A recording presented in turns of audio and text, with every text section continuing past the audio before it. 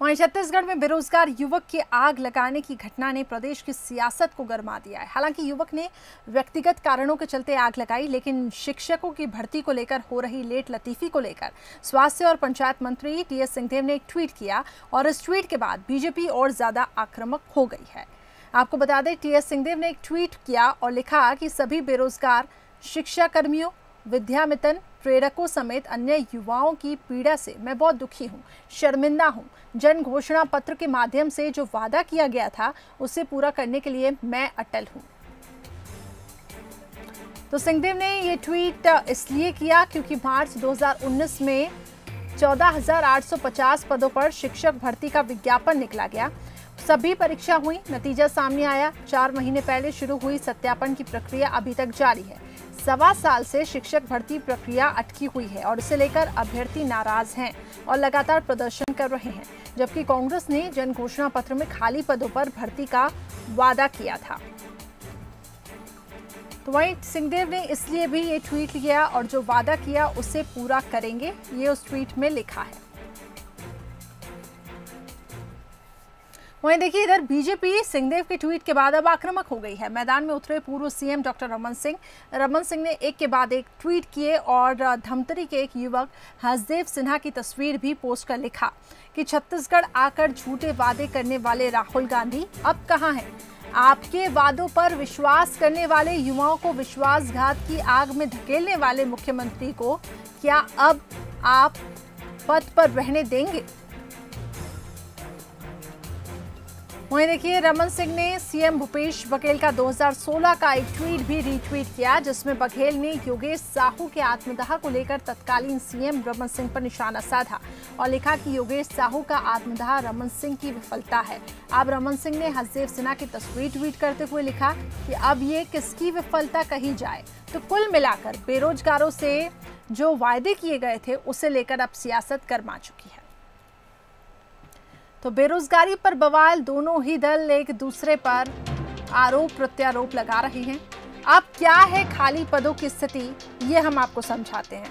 तो देखिए, 4 महीने से सत्यापन की प्रक्रिया जारी है और इसके साथ ही 1.25 साल से भर्ती प्रक्रिया अभी तक अटकी हुई है।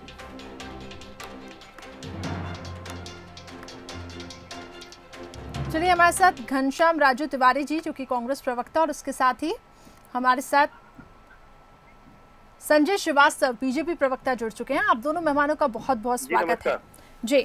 सबसे पहले घनश्याम राजू तिवारी जी, मैं आपके पास आना चाहूंगी। जिस तरीके से बेरोजगारी को लेकर इस पे जो सियासत गरमाई हुई है छत्तीसगढ़ में, ऐसे में बीजेपी कई सवाल यहाँ पर उठा रही है। सबसे पहले आपकी प्रतिक्रिया चाहूंगी सर। देखिए, जिन परिस्थितियों के कारण पूर्व मुख्यमंत्री डॉक्टर रमन सिंह जी राजनीतिक रोटी सेकने का प्रयास कर रहे हैं, हम इस बात को निश्चित रूप से स्वीकारते हैं कि वो विपक्ष में है और सत्ता के ऊपर आरोप प्रत्यारोप कर सकते हैं, ये उनका अधिकार है। लेकिन बेरोजगारी के विषय पर अगर बोलने का वो साहस जुटा रहे हैं तो निश्चित तौर पर ये बेरोजगारी की स्थितियां और परिस्थितियां पिछले 15 वर्षों में उनकी छूटी हुई विरासत है, जिसको कांग्रेस की सरकार ने अपनी जिम्मेदारियों को निर्वहन करते हुए ये वादा किया। हम इस वादे को पूरा कर रहे हैं और करते रहेंगे जी। उनका ये कहना है कि जो वादा किया गया था घोषणा पत्र में वो पूरा नहीं हुआ है, युवाओं के साथ विश्वासघात हो रहा है।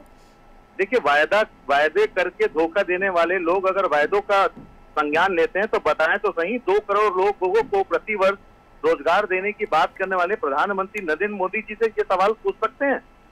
मैं इस बात को स्वीकारता हूं कि 15 माह में कांग्रेस की सरकार ने प्रदेश में बेरोजगारी दूर करने के लिए आर्थिक व्यवस्था को मजबूत करने का काम किया है, किसानों की आर्थिक उन्नति करने का काम किया है। घटना निश्चित ही निंदनीय है, लेकिन उस पर राजनीति रोटी सेकने का जो प्रयास रमन सिंह जी कर रहे हैं, निश्चित ही उनके एक वरिष्ठता पर प्रश्न चिन्ह उठाता है।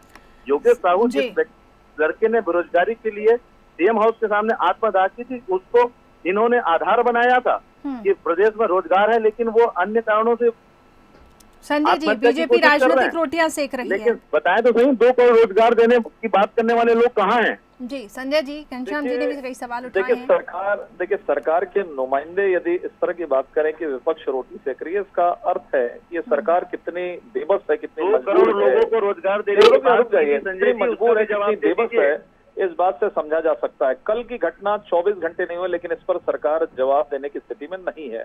दूसरी बात कि 15 वर्ष तक ये सरकार से बाहर रहे, इनको लग रहा था कि शायद ये चौथी बार भी सरकार में नहीं आएंगे, इसलिए तमाम प्रकार के वादे शराबबंदी से लेकर हम 2500 रुपए देंगे, कहां से दोगे भैया, 2500 रुपए देंगे, लेकिन सरकार हमारी बना दो। सरकार बन गई लेकिन उस पर बातचीत नहीं हुई। महिलाओं को धोखा शराबबंदी के नाम से, युवाओं को धोखा बेरोजगारी भत्ते के नाम से। देखिए ऐसा है कि रमन सिंह जी ने जो कहा, बड़े शालीन स्वभाव से उन्होंने कहा, इसको मैं सफलता कहूं या विफलता, अर्थात क्योंकि 1.5 वर्ष से जो अनुभव है, ये सरकार परिणाम में आने के पहले अपनी ही पीठ थपथपाने लगती है। चाहे कर्ज माफी की बात करें, चाहे न्याय योजना की बात करें, 2500 रुपए दिया नहीं, पहले विज्ञापन छपने लगते हैं। कोई भी काम जिसका परिणाम तक, ये कोरोना हम पीठ थपथपाने लगे, पता चला यहाँ पे 2500, 3000, 4000 हो गया। अरे भाई इंतजार तो करो थोड़ा सा कि आप सफल हुए क्या सफल हुए, आप तो खुद ही पीठ थपथपाने लगते हो। इसलिए उन्होंने ये प्रश्न किया कि विफलता है या सफलता, इसकी परिभाषा तो बता दें।